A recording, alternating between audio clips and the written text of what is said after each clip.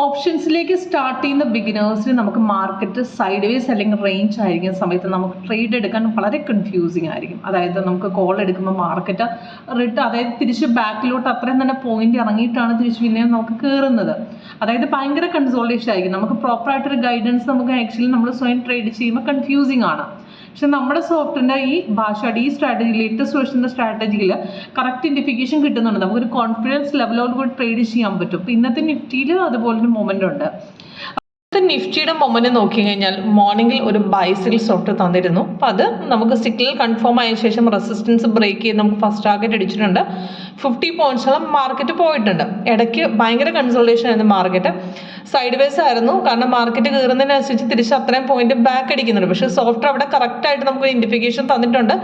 Cell trade കാണിച്ചിട്ടില്ല. അപ്പോൾ ലാസ്റ്റാണ് നമുക്ക് സെല്ല് വന്നത്. അത് നമുക്ക് ക്ലോസിങ് സമയത്ത്, അതായത് 3 മണിക്ക് ഒരു 5 മിനിറ്റ് മുമ്പ്